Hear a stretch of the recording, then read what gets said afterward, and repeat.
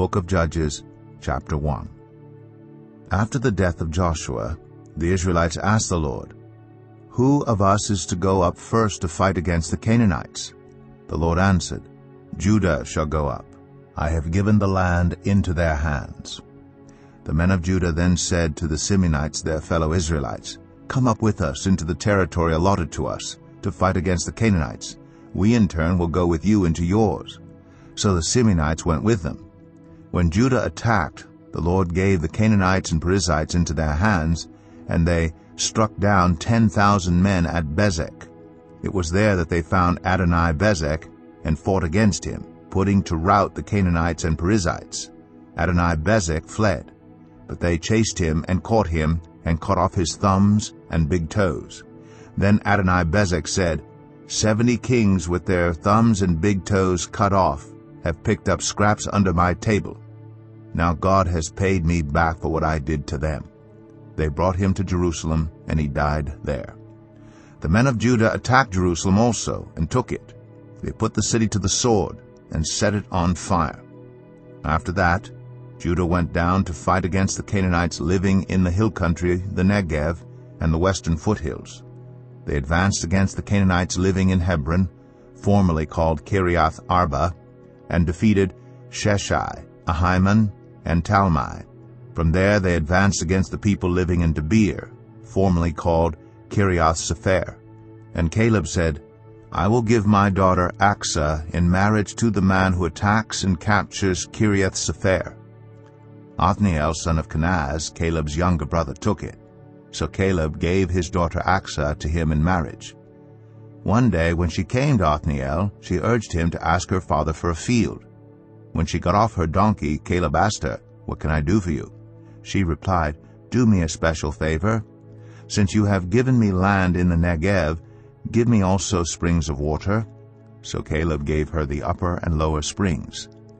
The descendants of Moses' father-in-law, the Kenite, went up from the city of palms with the people of Judah to live among the inhabitants of the desert of Judah, in the Negev near Arad. Then the men of Judah went with the Simeonites, their fellow Israelites, and attacked the Canaanites living in Zephath, and they totally destroyed the city. Therefore it was called Hormah. Judah also took Gaza, Ashkelon, and Ekron, each city with its territory. The Lord was with the men of Judah. They took possession of the hill country, but they were unable to drive the people from the plains because they had chariots fitted with iron. As Moses had promised, Hebron was given to Caleb, who drove from it the 3 sons of Anak.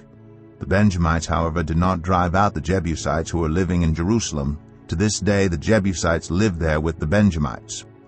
Now the tribes of Joseph attacked Bethel, and the Lord was with them.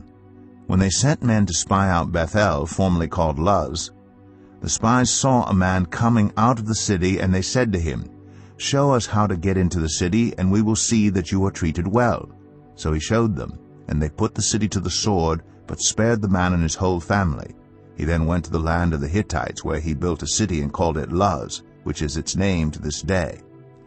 But Manasseh did not drive out the people of Bethshan, or Tanakh, or Dor, or Ibleam, or Megiddo, and their surrounding settlements, for the Canaanites were determined to live in that land. When Israel became strong, they pressed the Canaanites into forced labor, but never drove them out completely. Nor did Ephraim drive out the Canaanites living in Gezer, but the Canaanites continued to live there among them. Neither did Zebulun drive out the Canaanites living in Kitron or Nahalol. So these Canaanites lived among them, but Zebulun did subject them to forced labor. Nor did Asher drive out those living in Akko or Sidon or Alab or Akzib or Helba or Aphek or Rehob. The Asherites lived among the Canaanite inhabitants of the land because they did not drive them out. Neither did Naphtali drive out those living in Beth Shemesh or Beth Anath, but the Naphtalites too lived among the Canaanite inhabitants of the land. And those living in Beth Shemesh and Beth Anath became forced laborers for them. The Amorites confined the Danites to the hill country, not allowing them to come down into the plain. And the Amorites were determined also to hold out in Mount Eris, Ajalon, and Shaalbim. But when the power of the tribes of Joseph increased, they too were pressed into forced labor. The boundary of the Amorites was from Scorpion Pass to Selah and beyond.